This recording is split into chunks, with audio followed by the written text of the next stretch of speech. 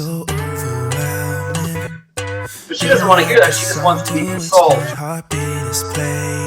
There's other feelings about being the modern dad. Leave him alone. Don't dictate.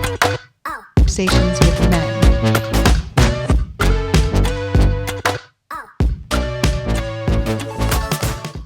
Hey there, it's Angeline and Zelis. How are you doing today? This is Conversations with Men that women would want to hear. The show is sponsored by Chew on This Media and Visualize Unlimited LLC. It's a show for men, mainly, to voice what they wish that women would understand and hear about their thoughts. And hopefully women are listening. Hey, Zelis, how are you doing? I'm hanging in there. Yep, hanging in there. So today we're talking about corona decisions because we've had some coronavirus decisions to make with our partners or with or without our partners when we're separated or divorced and kids are in different places and we have different decisions to make when they're with us. Sometimes, you know, the value systems or the momentary decisions have to be made. So you had a decision that came up that you were kind of wrestling with when you were talking about it with me of, you know, whether you felt it was right or wrong. And I think this is something that a lot of parents are probably dealing with right now during this time when they're having custody at different times with their kids. So tell us about what happened with you. Well, just a little backstory for those who don't know. I'm a recently separated father. I got twins that are 2.5 years old and a 5 going on 15-year-old daughter. And yeah, I just got a little apartment so the kids can come stay with me here. We're just still trying to get all of our custody court and parenting plan ironed out. But I had the kids with me for 3 days. And in our little quarantine status here in Portland, being in a little 2-bedroom apartment, my kids were definitely ready to get outside and run and have a little fun. And our weather has been a little hit or miss. We can't really go to the playgrounds, and all the parks have playground equipment. So I thought it would be good to go get them up in the woods, maybe try to find some snow here. And yeah, so I went up to Mount Hood, and it ended up kind of just being a real rainy, wet, sloshy mess. So I opted to go back down the mountain as the kids had all fallen asleep in the car, and thought I would go take them for a little hike at this place called Powell Butte. It's just a nice little, walk up a little park hill. Pretty good size hill, good little exercise spot, and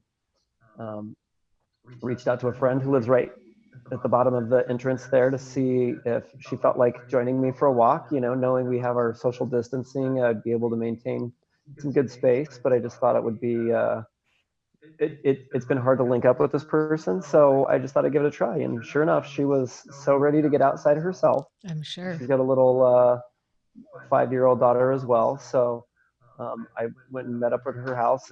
I saw the park had been closed to the public. So at least the parking area had been closed. It seems like they're in Portland, they're encouraging people to get outside and get exercise because they realize that's honestly one of the best things you can do for your health is to get exercise. So we kind of have this thing where you can go outside as long as you maintain your 6 feet of social distance, but the playground equipments are off, and any sort of public gatherings are off. But she offered to have us just come inside the house, and I said, no, I don't think I should do that, but maybe we just hang out in your backyard. We can keep the kids some space, but let kids run around. And she had a huge backyard that was nice and grassy, and I thought, this is actually an even safer idea than what I had initially intended, because that's a nice controlled environment, and everybody's been super thorough about cleanliness, and as most of us have done with quarantine, you just start cleaning everything. So it's like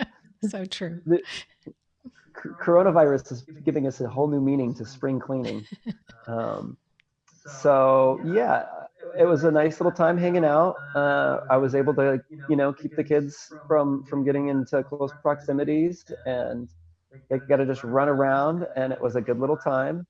Only spent maybe like 45 minutes there, and then headed home and made the kids dinner and was feeling good about it. And my partner had asked if I got any pictures, thinking we went up to play in the snow. And I told her, we didn't make it up there. It ended up being real soggy. And I just knew the kids were going to end up being cold and wet and not a good experience. So I told her that I went over to a friend's house and made sure to keep good social distancing. And she was like, that's great. But that was super irresponsible. And I kind of just got it. It was like, geez, that kind of was irresponsible. I feel totally good about the situation. They had been stuck in their house for 2 weeks and hadn't gone to a work or school or anything. So I don't really think that my kids were exposed to anything. I kept distance.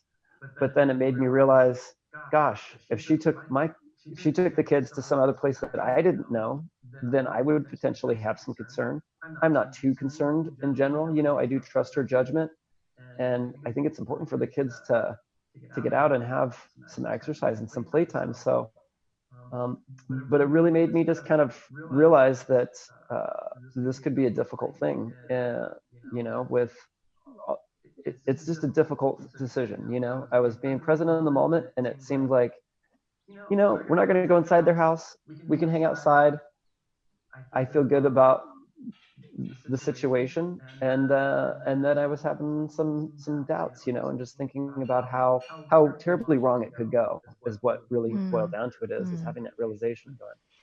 Yeah, you Maybe that were, wasn't the best choice, but you also have to just be present with what's going on. So you were really thinking it out each step of the way. I mean, there were it's not like you didn't have any thought of social distancing. You weren't just like, yeah, let's get together and play.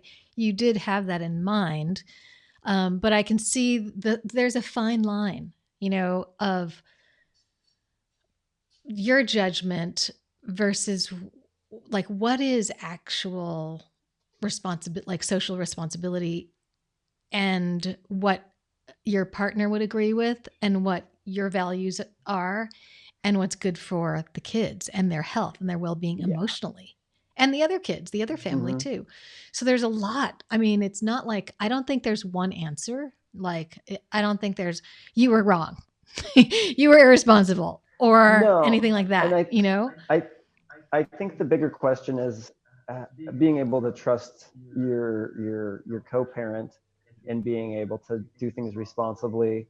And right now, in the middle of this separation, there's not a whole lot of trust or respect being shown to me, and vice versa. It's just a challenging time. So I think that it was good to do. In hindsight, I don't know if I would have done it knowing how it could have affected things differently, but also, I think that's really the bigger issue, is just like, how do you trust your partner at a time? And if it's going to be this situation with the coronavirus versus anything else, how am I going to trust her, knowing she's going to have future lovers and future partners, and how that's going to affect my children, and whether or not she's going to be choosing good people, and vice versa. That's a real big concern. And ultimately, it's like, do you want to lose sleep over these decisions, or do you just have to accept the life and the path and the things that are happening? And I think that's really what it kind of comes down to for all of us, is we've got to learn and accept our situations. And it's like the old Christian quote of like, grant me the serenity to accept the things I cannot change. And that's just it. You have to go and say, well, you got to accept what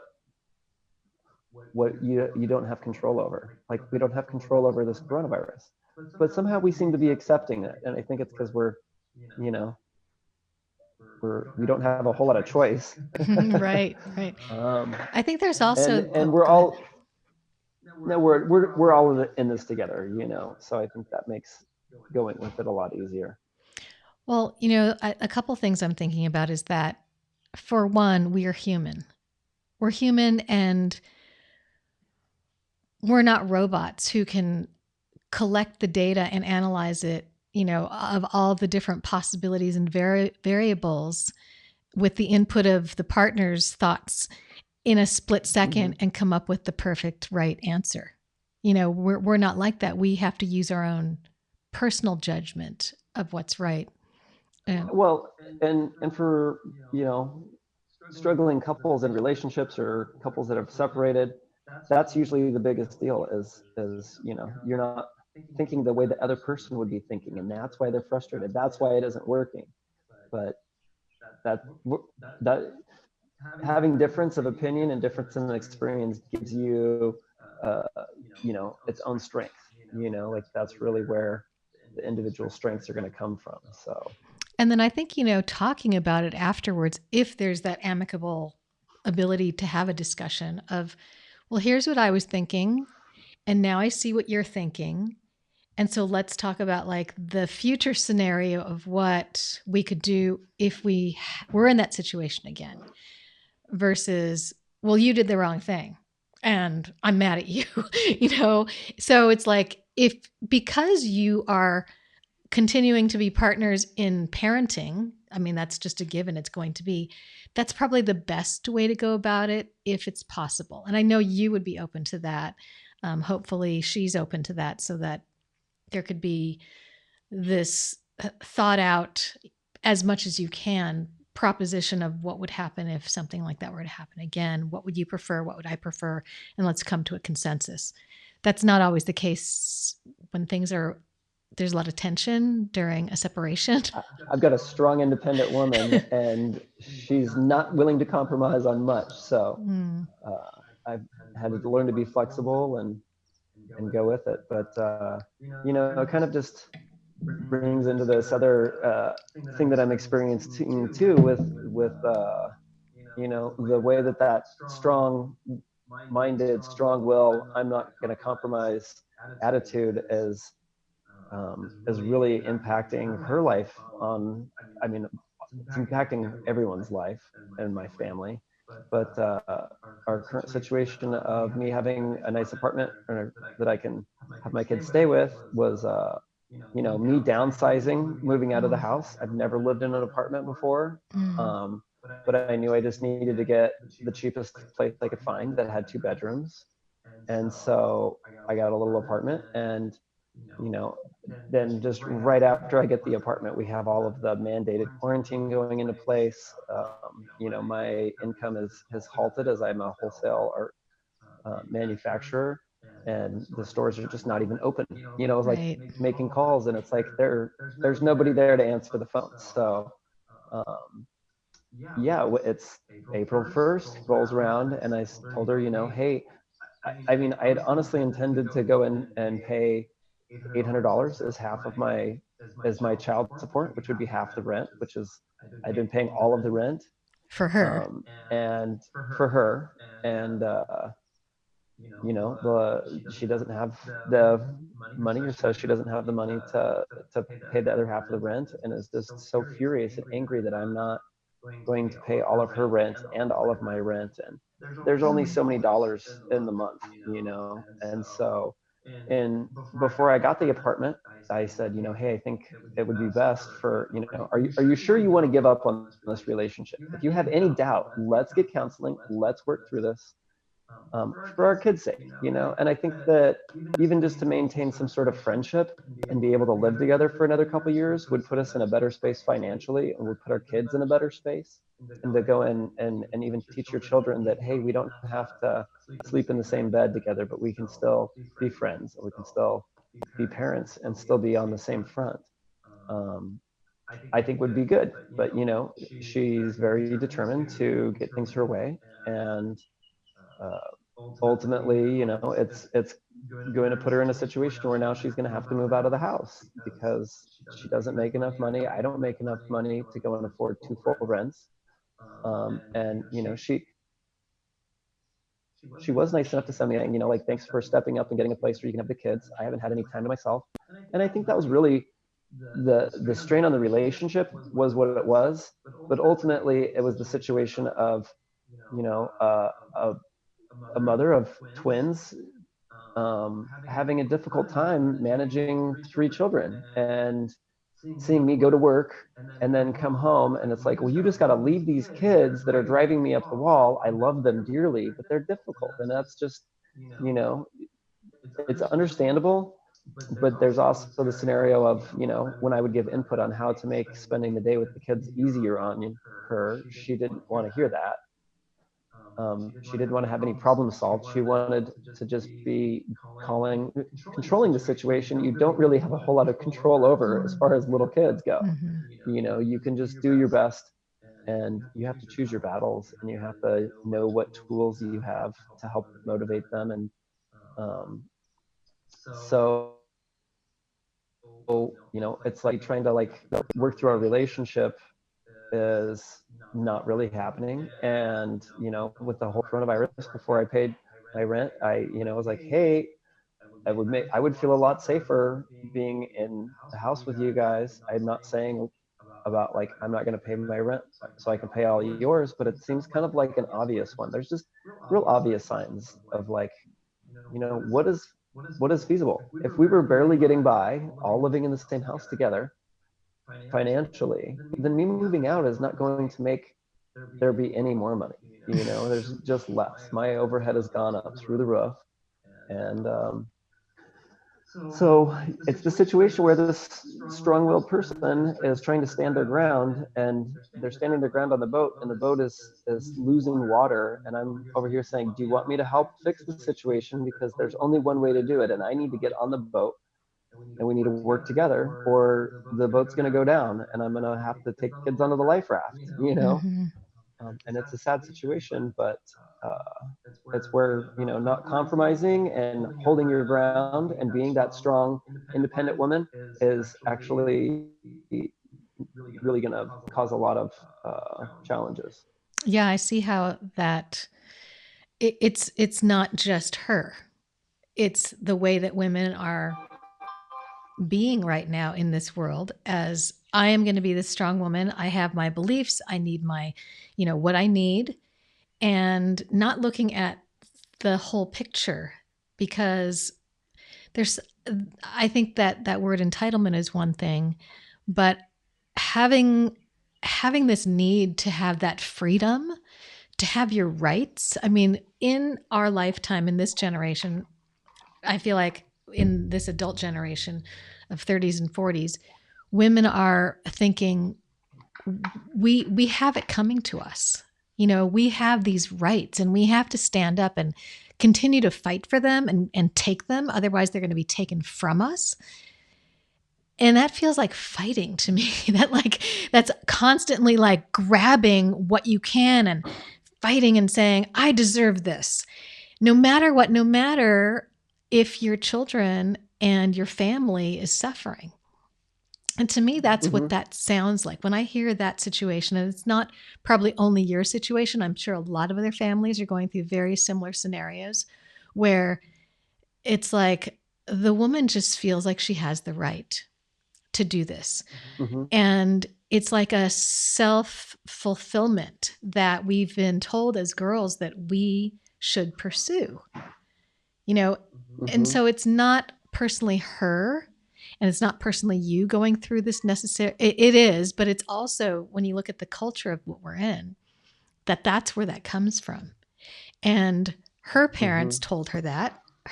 All the parents of our generation told us girls, you go, girl, you do what you can to, really step into women's rights and take that and be as good or better than men. So there's this fighting stance. And, I think that's where that comes from. Yeah, it makes me think of this reference of, with sea lions. You can tell who the alpha sea lion is because they have the most scars on them. If you want to be this dominant person, you have to constantly be fighting to maintain that role. And that's something I don't think that we're letting our kids know. We're not letting the daughters know that, like, if you want to be the best, if you want to have the most control, you are going to get wounded, and you're going to have to fight to maintain it, and it's only a matter of time before another bigger alpha comes along and you can't defend yourself against it, so it's like, just realizing at what At cost what cost? that at what cost, it's Hmm. like, how important is it to you? What's it going to do to your family? Who's going to pay the price?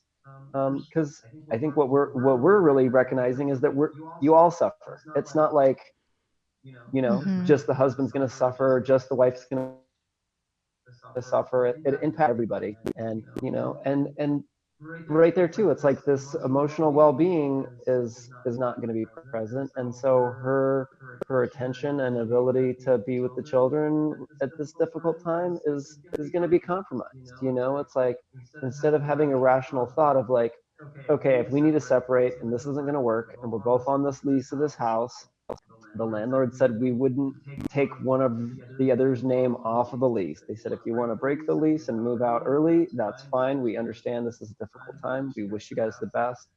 But if you want to stay in that house, you have to both be on the lease and you're both going to be responsible for paying the rent. So I think that was kind of an indicator to me of like, okay, I recognize that as much as I would love to stay in the house, she's not going to let me stay in the house. And I would love for her to be able to stay in the house, but she's going to have to be resourceful while coming up with the difference in rent of what it's going to cost to stay there. And just to recognize, probably, let's be realistic. We need to get two new places, reduce our overhead, and move forward, and not resent each other for that. It's like, I'm sure there's some resentment deep down inside me. She's taken my house, she's taken my kids away from me on a regular basis. It's like, I used to put my daughter to bed every night for the last 2 years. Don't get that anymore. I've continued to pay all of my money into just living expenses. And I'm I feel like I accept it. I realize, like, I don't have control over this, so I'm gonna go with it. I have to just accept it. I have to just take care of myself and put myself in a position to take care of my children. And you know, I, as it seems to me, I'm doing the right thing. I really feel confident that, as heartbreaking as it is for her right now, and as much as it is a real sadness for me to know that that's going to be another hard transition for my children, it's the inevitable outcome of the separation. hmm I see something that feels to me like really unfair. And I'm not saying it's her fault. I feel like it's culture who's put us there, put us in this position. But she is wanting, as most women these days, wanting control, but then also asking for your support. So you said that you're both on the lease and that you're both Yeah, responsible to pay as equals on the lease. And at the same time, she's taking her, saying like, staking her claim, like, I have my full rights to do these things, to have these things, and to have this house. But then where is the responsibility of her, like, stepping up to pay for that? yeah, And so I think that this does happen with women where they get really angry, but they also feel like they need the help. And it's like, well, where's my child support? Well, if you're asking for divorce, then you're asking to do it by yourself. That's what you're asking for. But I don't think they realize what they're just thinking about what their needs, fulfilling their needs, rather than looking at the outcome of what they're actually asking is, if you take away this help that's inside the house, you're going to be alone to do it by yourself. yeah, That's the reality, but I yeah. don't think No, they think that out. I don't know why they're not yeah. thinking that out. And after having gone through a parenting class and being dealing with some of these courts and dealing with lawyers, the whole purpose of child support is not to support. The purpose of child support is so that the children have similar living lifestyles with both parents. It's not, mom lives in a little two-bedroom apartment and dad's got a big house in the cul-de-sac. The idea is to have mutual money, so you're both going to be at a similar lifestyle for the children to live in, and that is the purpose of it.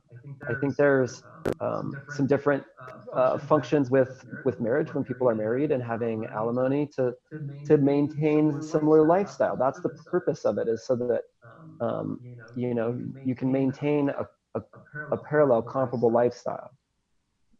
So But not like pay why for is the my person rent. that had found the house and took care of the bills through having the children and stuff, now why am I the one that has the 20-year-old car and the little 2-bedroom apartment, and I'm working 50 hours a week, to support somebody who doesn't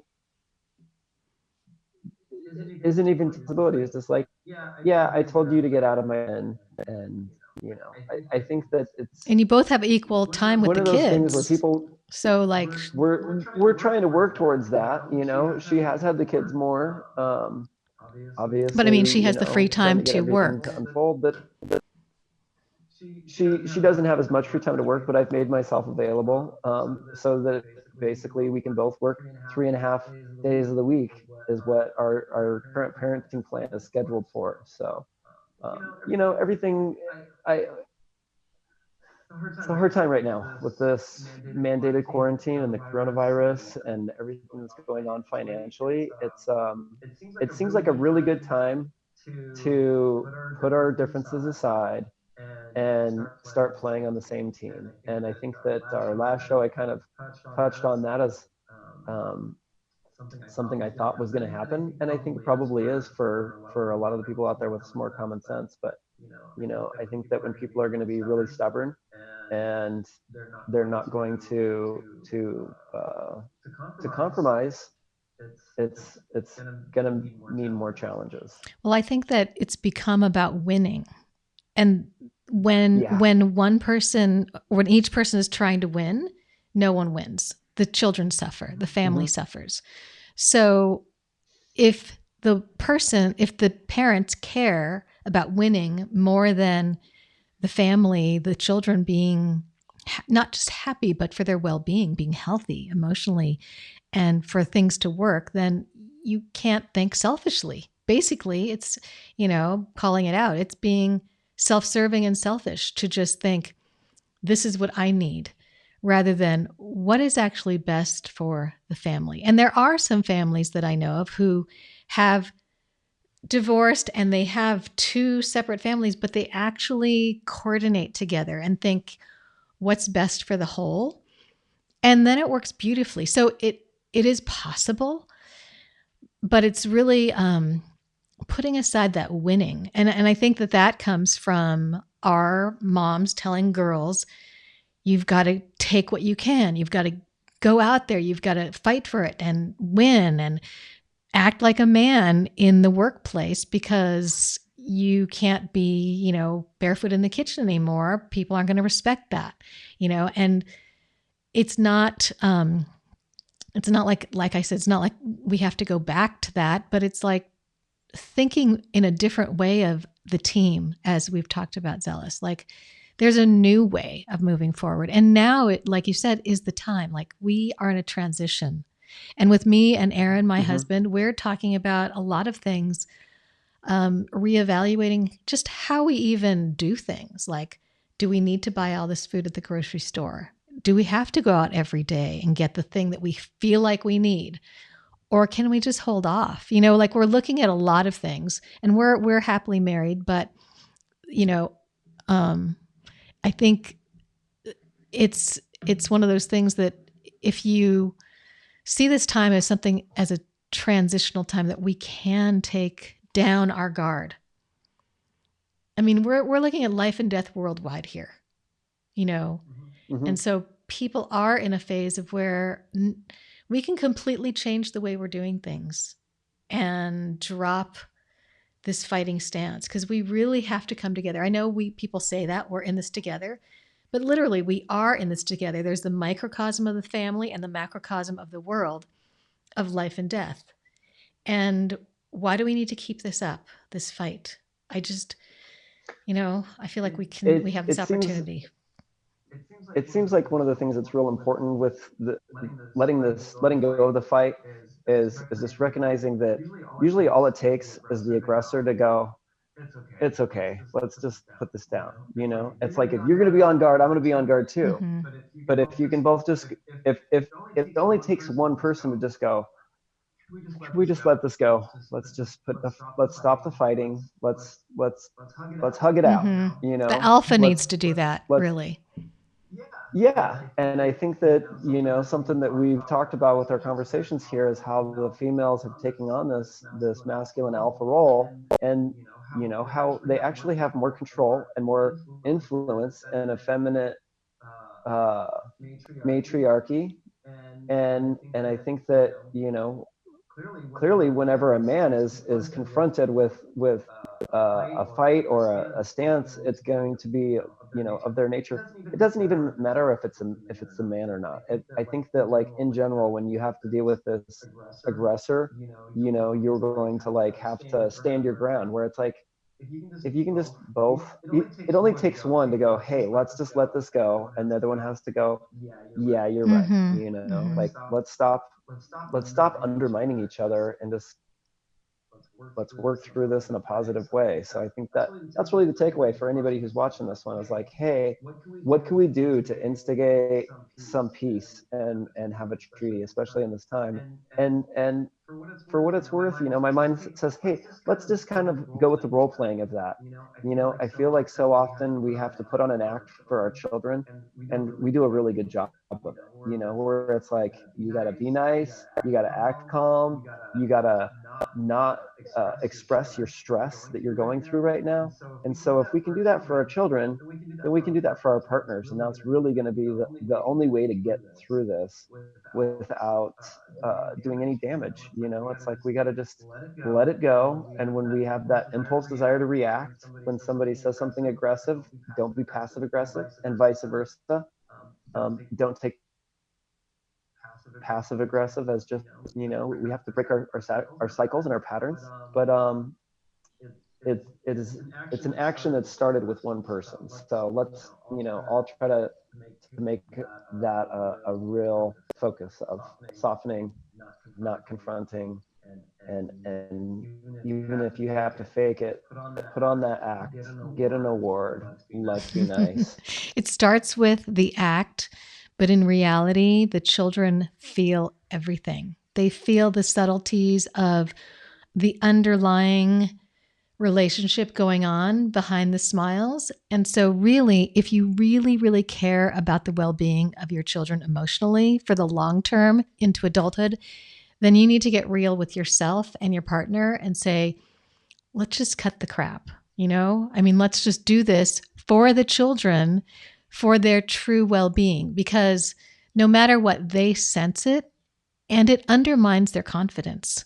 So if you actually care and love about your children, you care about and love your children, then you need to take a step back, and I'm just being definitive on how I'm saying this, because sometimes people need to hear it right out. Like, if you're not going to do that, then that means you are putting yourself first and you don't care.